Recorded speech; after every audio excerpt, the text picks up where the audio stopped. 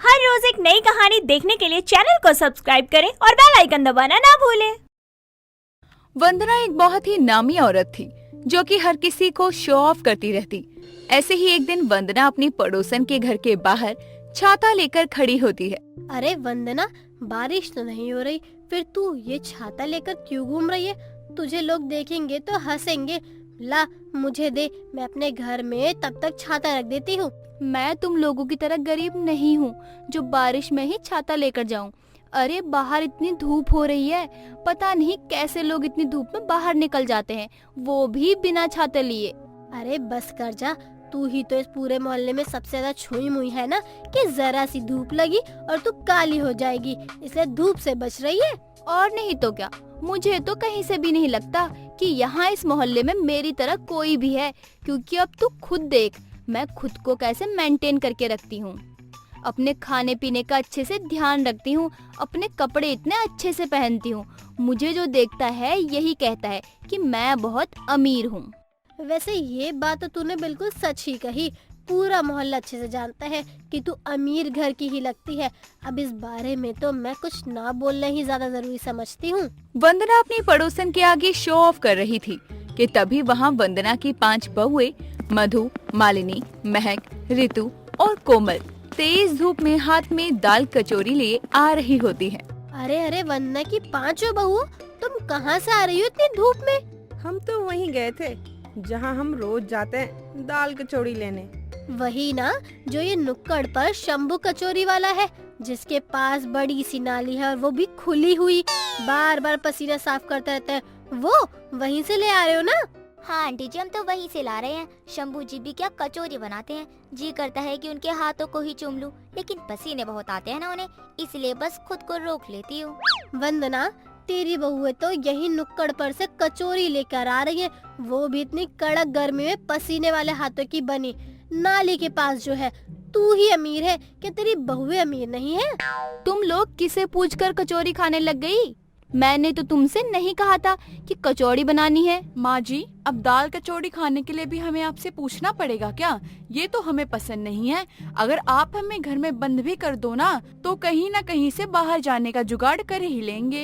ये तो बिल्कुल सही कहा कोमल तुमने। वैसे माँ जी, मानना पड़ेगा आपकी किस्मत को। आपकी 5 बहुएं हैं, वो भी अलग अलग घर परिवार से, लेकिन पांचों की पांचों दाल कचौरी की शौकीन हैं। ले वंदना, तेरा घमंड तो धरा का धरा ही रह गया। तू कहाँ खुद को महारानी समझती रहती है, लेकिन तेरी बहुओं ने तुझ पर पानी डाल दिया। चलो पांचों घर पे, बड़ी आई दाल कचौड़ी खाने वाली। वंदना अपनी बहुओं को वहाँ से लेकर चली जाती है।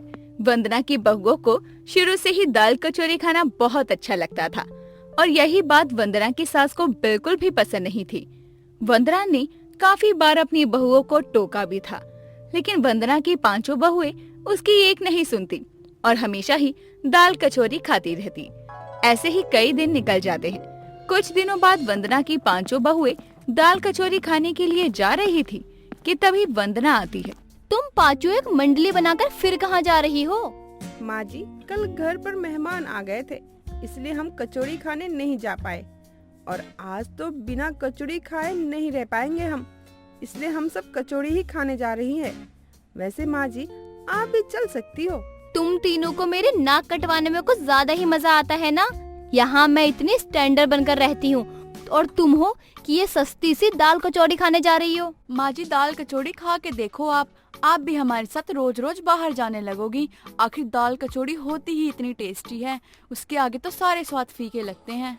ना ही मैं कहीं जाऊंगी और ना ही तुम 5 को कहीं जाने की जरूरत है। माँ जी माफ करना, हम 5 आपकी बात काट रहे हैं, लेकिन हम तो बिना दाल कचौरी खाए नहीं रह सकते। आपकी बात हम फिर कभी मान लेंगे, लेकिन अभी हमें दाल कचौरी खाने जाना होगा। ठीक है, फिर मैं भी देखती हूँ कि कैसे जाती हो तुम तीनों दाल कचौड़ी खाने। वंदना अपनी बहुओं को कमरे में बंद कर देती है और कहीं जाने नहीं देती, जिसके बाद वंदना की 5 बहुएं और भी ज्यादा परेशान होने लगती हैं, क्योंकि उन्हें दाल कचौरी खाने को नहीं मिल रही थी। इसीलिए महक अपनी खिड़की से एक बच्चे को आवाज लगाती है। ओए छोटू, सुन, इधर आना। हाँ दीदी। सुन, वो जो नुक्कड़ पर शंभू दाल कचौड़ी वाला है ना, उसको जरा यहाँ भेज दे। नहीं, मैं नहीं जाऊंगा, मम्मी जांचेगी, मैं नहीं जाऊंगा। मैं तुझे पूरे 10 रुपए दूंगी, तब तो जाएगा ना? ठीक है, कल आ जाऊंगा, लेकिन पहले पैसा लूंगा। ठीक है, ले लियो पैसे, अब खुश? महक उस बच्चे को पैसे दे देती है और वो बच्चा भागकर शंभू दाल कचौरी वाले के पास जाता है और उन्हें यहाँ आने को बोलता है। कुछ देर बाद शंभू कचौरी वाला उसी खिड़की के पास जाता है। अरे मैडम जी, आपने हमको बुलाया? हाँ भैया, आपको ही बुलाया है हमने। अच्छा भैया, अब मेरी बात को ध्यान से सुनो। अरे मैडम जी, आप अपनी बात बाद में कहिएगा, पहले तो आप मुझे ये बताइए कि 2 दिन से आप हमारे यहाँ पे दाल कचौरी खाने क्यों नहीं आई हो? पहले जैसा स्वाद नहीं लगता क्या?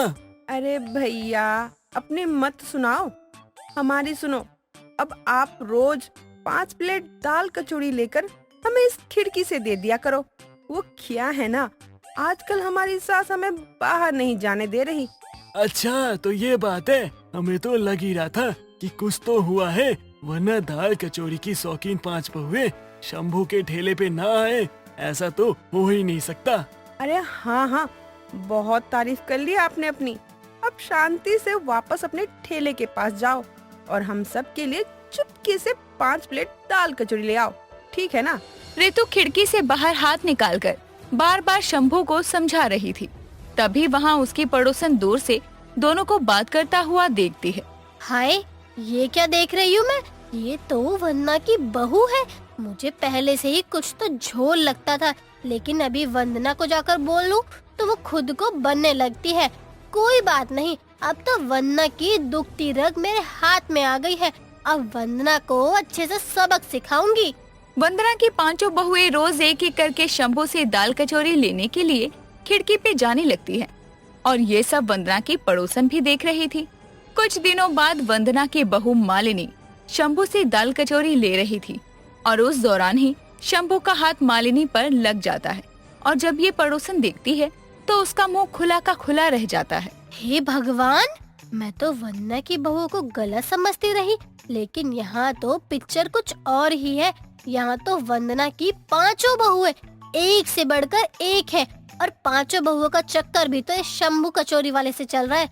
अब तक तो मैं वंदना का मजाक बना रही थी, लेकिन बेचारी को तो कुछ पता ही नहीं कि उसकी बहुएं उसके पीठ पीछे क्या गुल खिला रही है।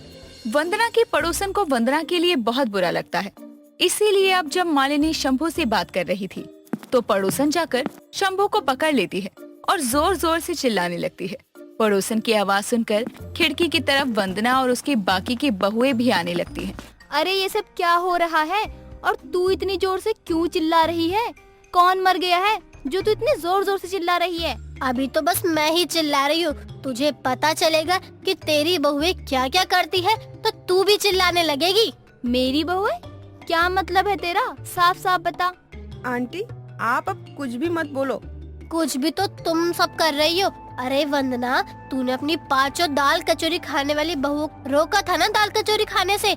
देख, अब तेरी 5 बहुएं उस कचौरी वाले से चक्कर चला रही है। बहुओं, ये सब क्या हो रहा है? अरे मैडम जी, अब तक के जितने भी दाल कचौरी के पैसे हुए हैं वो मुझे दे दो। हर दिन यहाँ दाल कचौरी देने कौन आएगा? और ऊपर से ये लोग हम पे इल्जाम लगा रहे हैं कि हमारा चक्कर चल रहा है। सुन लिया माँ जी, हमारा कोई चक्कर नहीं चल रहा है। हम तो बस दाल कचौड़ी खाने के लिए इन्हें आपसे छुपकर यहाँ बुलाती हैं। हाँ। वंदना और उसकी पड़ोसन को सारी बात जब पता चलती है तो वो सब खूब हंसते हैं। दोस्तों, अगर आपको ये कहानी पसंद आई तो इसे लाइक करें, शेयर करें और कमेंट करके बताएं कि कहानी में आपको सबसे अच्छा क्या लगा।